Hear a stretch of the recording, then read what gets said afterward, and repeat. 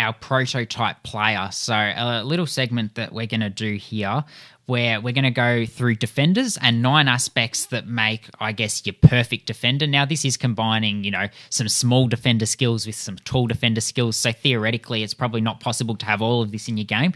But for a bit of fun, all the defenders in the Talent League to pick from, you have to pick one for each of the categories that we read out. We've each done this independently of each other. We've got no idea who each other's picked. So we've done it for 9 categories for defenders, 9 categories for midfielders, and 9 categories for forwards. We'll start with defenders, if you like. Sure. And we'll start with one-on-one. So who in the competition do you want in a one-on-one contest in defence? I've gone with Kane Hurst from the Dandenong Stingrays. I've loved what I've seen from him. He rarely loses a one-on-one, pound for pound, very hard to beat. Adrian Cole is mine as a one-on-one. Taking away the last game I watched of him, where it probably didn't show as much, but he's reliable. You'll at least bring the ball to ground at the very least if you're not taking a mark. So, yeah, he's my one-on-one. Need to be able to set up the game if you're going to be a defender these days, particularly a halfback. So kicking's really important. Who from the defence in the CTL is your kicker? Defence is questionable here, but Lockie Hogan, assuming he plays on the halfback. That's a very fair answer. So okay. There's some plays that you could justify that. Well, I think only 2 to be honest, but yeah, Lockie Hogan. No, I think that's fair. I've gone Tom Wenzel, very effective for Oakley, and that's his point of difference that got him into the program and got him a trial for Vic Metro. Yep. Run and carry. Toby Travalia. Yep. Same. I think that was pretty easy. I actually completely forgot about him. It was at the last second. I was like, why is he not there? So, yes, he gets him. Certainly, that's what he's known for. That's his bread and butter. Intercepting. Luke Traynor. Same. Yep. I think that was an easy one. Athleticism. I've got Lockie Jakes. Okay. Because I don't think I can understand that. He doesn't show it. Not that he doesn't show it enough. I just don't think the opportunity is there enough for him to show how athletically capable he is. Like, we saw it when we went out to film with these Falcons boys. He can jump. He can jump. He can jump. Someone a little bit taller and a little bit of a different build, but certainly the athleticism really important in the way he plays his footy is Lockie MacArthur with his agility and ability to step. I've gone with strength. Had a hard time with one. I've got Matt Whitlock whenever he's been playing up forward recently, but let's assume he plays his natural position. He's tough. He's built. He's got a pretty good built body for his age and tough to beat. He certainly developed across preseason, didn't he? He was quite skinny last year. I've gone Ollie Hannaford from the GWV Rebels. Composure. Harry O'Farrell. I think when the ball goes to ground, there's no better player to have the ball in the hands with. Just assesses it really well and is calm. Yeah, not a bad answer. I've gone with Luke Traynor. We have said we can double up. I don't have a double up. That was my goal, so I don't have a double up. This is my only double up. Okay. So Luke Traynor, I think what I saw in the academy game, very hard to argue for me. Reading the play, which defender reads the play the best? Xavier Lindsay, but that's halfback Xavier Lindsay from the under-17 grand final game. Absolutely fair. I've gone with Mitch Lloyd. I think he reads the cues of the kicker really well, positions himself in the dangerous territory. And last one, from a defensive point of view, who's the best when it comes to toughness? I've got Zayden Lockwood as my answer. I've quite grown to the way he plays, and that's a really good answer, yeah. Just a bit of edge about him that he'll just take on whatever comes at him. Very skinny, but that doesn't daunt him. He's happy to go against the bigger body. So I like that answer. I've gone with Luke Quainer. He body spoils and is really willing to put his body on the line. So that's from a defensive point of view. Now we'll move to the midfield. Who in the midfield is the best kick in this pool, do you think? I've got Zach Johnson. I have to have him in there. He's just neat. I feel like his general movement is just neat, and from a defensive standpoint, they want to get things right, and he gets things right. I've gone with Jagger Smith, and I think what I saw on the weekend reinforced that decision-making in the midfield.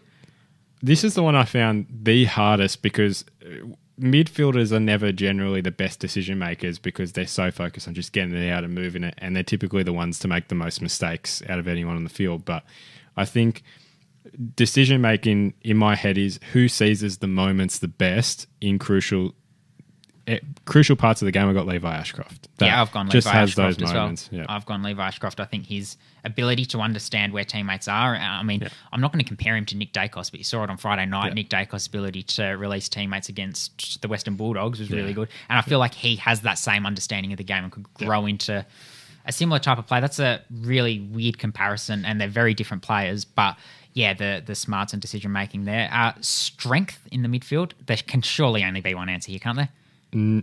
No, because I know what this... Well, Josh Smiley. Yeah. Okay, I thought it was the other player that could fall into this category, but I got him later on. Yeah, Josh Smiley.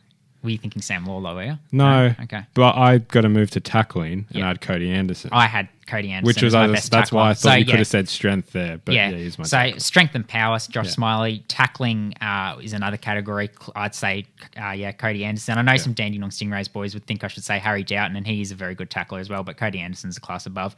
Goal scoring, from a midfield point of view. Christian Moraes. Yep, that's the same as me. I think that's his point of difference. Cleanliness in the midfield. Cleanliness. I don't have cleanliness on my list. Don't have cleanliness. No, you can give your answer though. Sam Lawler. Yeah, back that. Probably be a pretty similar answer, I would have thought. Speed. Damon Hollow.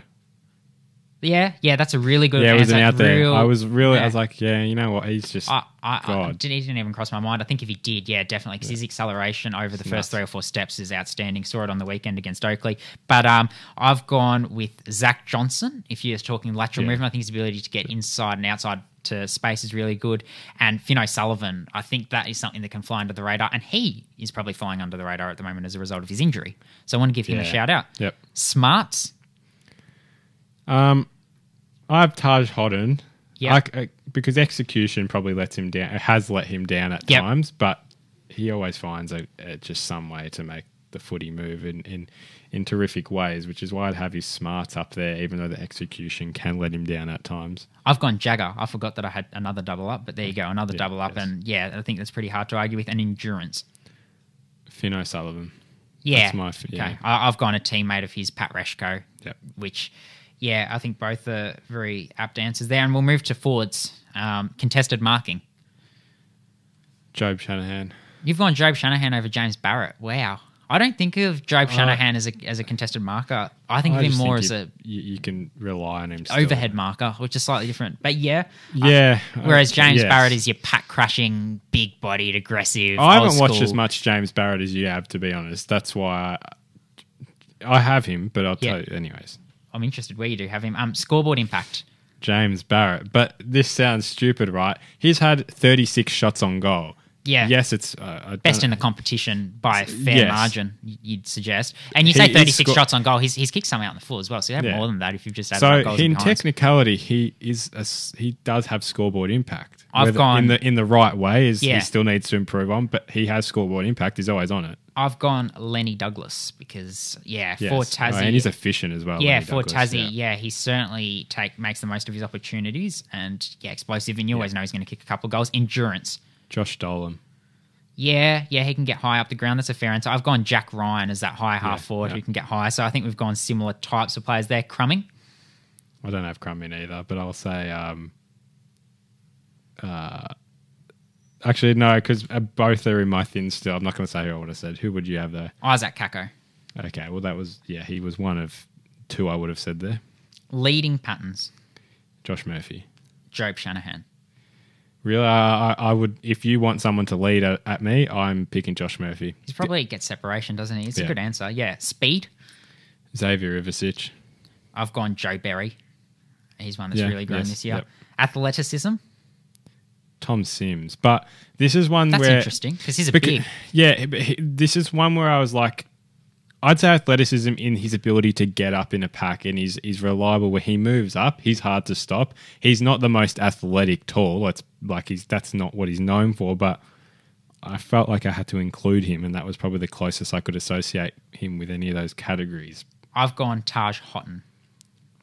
Which I put him in the mids. Sorry, I was close. I was like, I'll put him in the mid. He's played more time in the mid, but yet again, I put Xavier Lindsay at half back. But anyways.